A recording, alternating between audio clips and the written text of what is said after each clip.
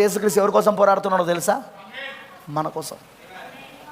అసలు మనము ఆయన చేతుల్లో నుండి పోవద్దని. ఎందుకంటే మనమైన విత్తనం, దేవుడు ఎప్పుడు తన విత్తనాన్ని పోగొట్టుకోడు. పొట్టును పోవాలనే చూస్తాడు. ఆరని అగ్నితో కాల్చివేయడానికి విత్తనం నుండి పొట్టును వేరు చేయాలనే చూస్తాడు. కానీ విత్తనాన్ని మాత్రం ఆయన పోగొట్టుకోడు. ఆయన ఈరోజు మనం విత్తనం కాబట్టే మన గురించి ఆయన ఆలోచిస్తున్నాడు. అందుకే విశ్వాస ఎప్పుడు తన కూర్చిన లేఖనం ఏముందో అదే ఆలోచిస్తాడు. అవిశ్వాస గురించి పట్టించుకోడు, వేషధారి గురించి పట్టించుకోడు. పట్టించుకుంటారా? పట్టించుకోరు వాళ్ళు. విశ్వాస తన గురించి పట్టించుకుంటాడు. తన రూపం ఎక్కడుంది బైబిల్లో, తన పోలికలు ఎక్కడున్నాయి బైబిల్లో, తన వాక్యం ఎక్కడుంది బైబిల్లో, తన గురించి చెప్పిన ప్రవచనాలు ఎక్కడున్నాయి, తన గురించి చెప్పిన ఉపమానాలు ఎక్కడున్నాయి, తన గురించి చెప్పిన లేఖనాలు ఎక్కడున్నాయి, అవన్నీ చూసుకుంటూ ఉంటాడు విశ్వాసి. అవిశ్వాసిని పట్టించుకోడు. ఎందుకంటే వాడి లేఖనాలు వాడు నెరవేర్పు చేసుకుంటాడు. అవిశ్వాసి వేషధారులు వాళ్ళకు కూడా లేఖనాలు ఉన్నాయి, వాళ్ళకు కూడా పోలికలు ఉన్నాయి, వాళ్ళకు కూడా ఛాయలు ఉన్నాయి, వాళ్ళకు కూడా ఉపమానాలు ఉన్నాయి. ఉన్నాయా లేవా?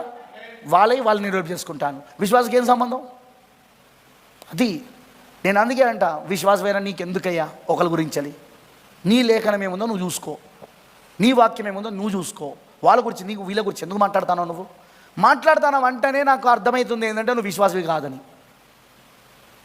ఎందుకంటే అవిశ్వాసి వేషధారి ఇతరుల గురించి మాట్లాడతాడు, విశ్వాసి తన గురించి వాక్యం గురించి మాట్లాడతాడు. తనకు సంబంధించిన వాక్యం గురించి, తనకు సంబంధించిన వర్తమానం కోసం మాట్లాడతాడు. అర్థమైందని చెప్పింది.